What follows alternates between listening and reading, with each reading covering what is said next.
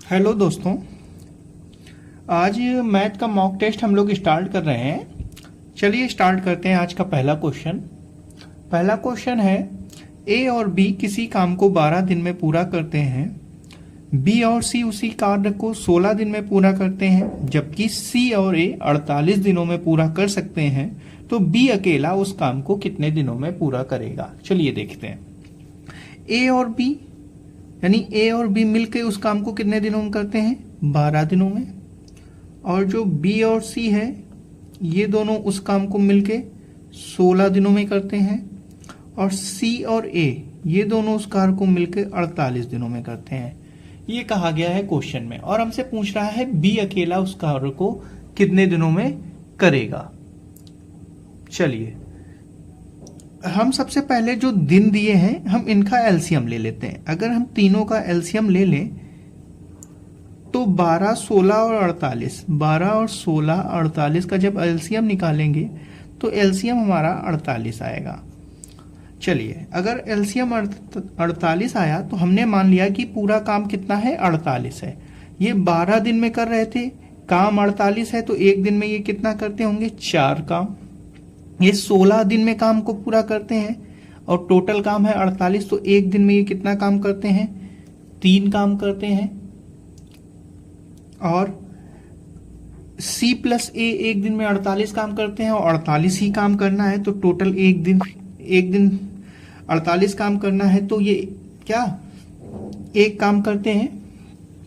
तो अब देखिए यहाँ पर ए बी मिलकर 4 काम कर रहे हैं, बी सी मिलकर 3 काम कर रहे हैं, सी प्लस ए मिलकर 1 काम कर रहे हैं। अगर हम सबको जोड़ दें तो ए कितने बार आ जाएगा, 2 बार ए काम करेगा, 2 बार बी काम करेगा, 2 बार सी काम करेगा। तो टोटल काम कितना हो जाएगा, 4 3 7 1 8। तो यहां से देखिए अगर 2 कॉमन कर लें तो a plus b plus c is equal to क्या हो जाएगा, 4। यहां से 2 कॉमन होगा और यहां डिवाइड करेगा। तो हमें पता चला अगर तीनों एक साथ काम करें तो एक दिन में कितना काम करेंगे, 4। अब हमसे पूछा गया था b कितने दिनों में कार्य करता है। तो अगर हम a प्लस सी की वैल्यू रख दें तो हमें b पता चल जाएगा। तो a प्लस सी यानी c प्लस a कितना काम कर रहा है, काम करते हैं 1 काम करते हैं। तो a प्लस सी की जगह हम क्या रख सकते हैं, 1 प्लस b बराबर 4। तो b बराबर क्या आ जाएगा, 4 माइनस 1 यानी 3। यानी b एक दिन में कितना काम करता है, 3। और अच्छा टोटल काम कितना था, हमने निकाला था 48।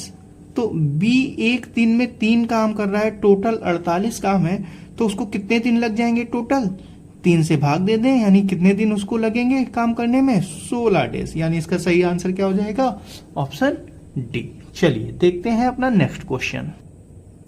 क्वेश्चन का सेकंड क्वेश्चन है, शब्द मैथमेटिक्स के अक्षरों को कितनी प्रकार से रखा जा सकता है जबकि सभी स्वर एक साथ रहें। चलिए देखते हैं। शब्द है हमारा मैथमेटिक्स।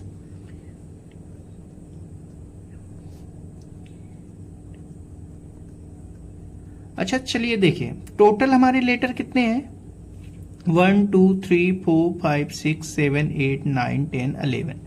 टोटल मैथमेटिक्स 11 लेटर का वर्ड है। अब इसमें देखिए कितने लेटर रिपीट कर रहे हैं। देखिए एक ए है ये रिपीट कर रहा है, एक टी है ये रिपीट कर रहा है, और कोई लेटर है एक एम है ये रिपीट कर रहा है। यानी रिपीट के लेटर कितने हैं, 3। हमारे तो लेटर कितने बचे, 8 बचे। यानी हम कितनी तरीके से इसको लिख सकते हैं पहले ये निकालें। यानी हम टोटल फैक्टोरियल 8 तरीके से लिख सकते हैं अपॉन में। अब देखिए रिपीट कितने हुए हैं, इतनी तरीके से हम इसको लिख सकते हैं। अब हमसे कंडीशन कही गई थी जब सभी प्रकार के स्वरों को एक साथ रखा जाता है। देखिए स्वर कौन कौन सा है, एक स्वर एक ये है, ये है, ये है, ये है। यानी कितने स्वर है हमारे, 4। तो 4 फैक्टोरियल हो जाएगा। देखिए क्या कोई रिपीट कर रहा है, ए रिपीट हो रहा है, तो अपॉन में क्या हो जाएगा, 2 हो जाएगा फैक्टोरियल। अब इसको सॉल्व करते हैं। सॉल्व कैसे करेंगे ये देखें।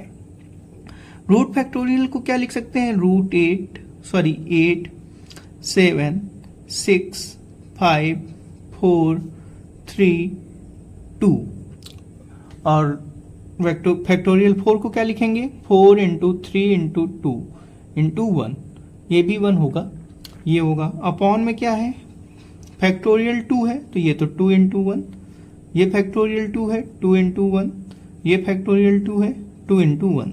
अब देखिए क्या हुआ 2 2 जा 4 2 जा 8, 8 से 8 कैंसिल हो गया, ये कैंसिल हो गया। अब इनका हम मल्टीपल करते हैं, क्या आएगा देखते हैं। 7 छंग क्या होगा 42, 42 पंचे क्या होगा 210, 210 चौको क्या हो जाएगा 440, 440 इंटू 3 करेंगे तो हो जाएगा 1320, ये क्या हो जाएगा 1320 इंटू क्या बच रहा है 4 3 12 5 2 24, 24 दूनी 48। अब इसका मल्टीपल कर लेते हैं, इसको मल्टीपल करेंगे तो 48 0 0 हो जाएगा, 48 दूनी 96 हो जाएगा, कैरी 9 हो जाएगी। तो 48 क्या होगा 144 और 144 हो जाएगा 9 और 0 1 2, यानी आंसर क्या हो जाएगा 120960। ओके, चलिए नेक्स्ट क्वेश्चन देखते हैं। क्वेश्चन है 0.222 इनफाइनाइट तक को भिन्न के रूप में बदलिए। देखिए 222 इनफाइनाइट आ रहा है, यानी हम इसको क्या लिख सकते हैं 0.2 बार, ये तो लिख सकते हैं। अब बार हटेगा पॉइंट हटेगा तो क्या आ जाएगा 2/9, यानी इसका सही आंसर क्या हो जाएगा 2/9। चलिए नेक्स्ट क्वेश्चन देखते हैं। चलिए देखते हैं क्वेश्चन नंबर 4। एक ट्रेन 60 किलोमीटर पर आवर की चाल से चलते हुए एक सुरंग को 24 सेकंड में पार करती है और 6 किलोमीटर पर आवर की चाल से चलते हुए उसी दिशा में एक आदमी को 15 सेकंड में पार करती है, तो ट्रेन की लंबाई और सुरंग की लंबाई ज्ञात कीजिए। चलिए देखिए, अच्छा 60 किलोमीटर पर आवर की चाल से ट्रेन चल रही थी और आदमी कितने की स्पीड से चल रहा था 6 किलोमीटर पर आवर की स्पीड से। तो ट्रेन की सापेक्षिक चाल क्या होगी, ट्रेन की चाल क्या हो जाएगी सापेक्षिक हमारी 60 माइनस 6, यानी जब आदमी को पार कर रही होगी तो किस स्पीड से पार करेगी 54 किलोमीटर पर आवर से, यही तो होगा।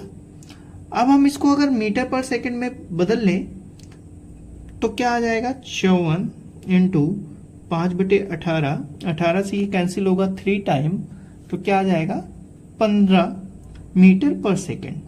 क्वेश्चन में दिया गया था उस आदमी को 15 सेकंड में पार करती है, तो ट्रेन की लंबाई क्या होगी, लंबाई क्या हो जाएगी 15 इंटू 15, ये क्योंकि चाल है और ये टाइम है, यानी दूरी बराबर क्या होता है, दूरी बराबर चाल गुणे समय, यानी क्या हो जाएगा 225 मीटर। हमें ट्रेन की लंबाई तो पता चल गई, ट्रेन की लंबाई हमारी कंफर्म हो गई, ट्रेन की लंबाई हो गई 225 मीटर। अब किसकी बात निकालनी है हमें, सुरंग की लंबाई। तो देखिए सुरंग को कितनी देर में वो पार करती है 24 सेकंड में पार करती है, तो हमने मान लिया कि सुरंग की लंबाई हमारी क्या होगी x मीटर है। अच्छा, सुरंग को पार करने में ट्रेन सुरंग की भी लंबाई पार की और अपनी भी, यानी टोटल डिस्टेंस उसने कितनी कवर कर ली 225 मीटर की तो ट्रेन थी और x की सुरंग, यानी टोटल उसने कितनी कवर की 225 प्लस x मीटर। अब कितने देर में, टाइम क्या था उसका 24 सेकंड में पार किया। अब हमको क्या निकालना है उसकी लंबाई, तो लंबाई बराबर क्या हो जाएगा, दूरी बराबर डिस्टेंस हमें पता है, टाइम पता है और हमें क्या निकालना है, लंबाई निकालनी है। चलिए देखें तो क्या हो जाएगा 225 प्लस x अपॉन में 24 इज इक्वल टू हो जाएगा 60 किलोमीटर से चल रही थी, इसको भी कन्वर्ट कर लेंगे किसमें, मीटर पर सेकंड में। ये देखिए क्या हो गया, स्पीड बराबर डिस्टेंस अपॉन टाइम, हमने पुट कर दिया तो 225 प्लस x। अब देखिए इसको जब सॉल्व करेंगे तो 6 से इसको कट कर दें, 4 बार हो जाएगा और ये 3 बार हो जाएगा, ये 1 टाइम और ये 2 टाइम, 4 का ऊपर मल्टीपल हो जाएगा तो क्या हो जाएगा 80 प्लस 20, तो 225 plus x is equal to क्या हो जाएगा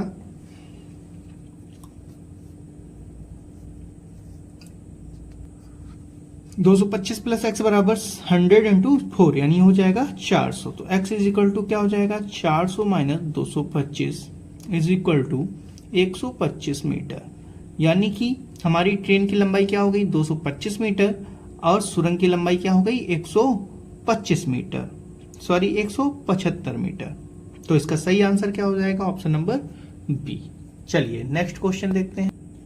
क्वेश्चन है हमारा, कह रहा है एक सिलेंडर की त्रिज्या और ऊंचाई क्रमशः 50% और 75% बढ़ा दी जाती है। प्राप्त आयतन के प्रतिशत के रूप में मूल आयतन ज्ञात कीजिए। चलिए देखते हैं। हमारी रेडियस जो है त्रिज्या वो कितने परसेंट से बढ़ा दी गई 50% से, यानी 50% क्या होता है 1/2। और जो ऊंचाई थी वो क्या कितनी बढ़ा दी गई 75%। 75% हमारा क्या होता है 3/4, यही तो होता है। चलिए अब क्वेश्चन देखिए क्या कहा गया था, त्रिज्या क्या की गई 50% से बढ़ा दी गई। अगर हमने मान ली उसकी त्रिज्या शुरुआत में 2 थी और ऊंचाई क्या थी 4 थी, तो क्या कहा गया है 50% से बढ़ा दी गई है। 50% इसका क्या होगा 2 का 1 होगा, यानी कितनी अब हो गई है 3। और हाइट क्या थी 75% बढ़ा दी गई है, यानी पहले क्या थी 4 अब बढ़ा दी गई है 75% यानी 3/4, यानी 3 बढ़ गई अब कितनी हो गई 7। यानी पहले त्रिज्या थी 2 और ऊंचाई थी 4, अब हो गई है त्रिज्या 3 और ऊंचाई हो गई है 7।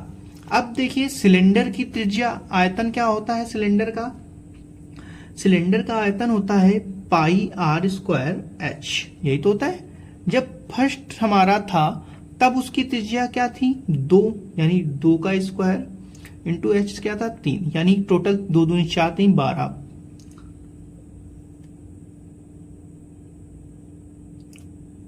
ये हाइट 4 थी ना, 2 दूनी 4 16 पाई, यानी कि हमारा आयतन क्या था 16 पाई था।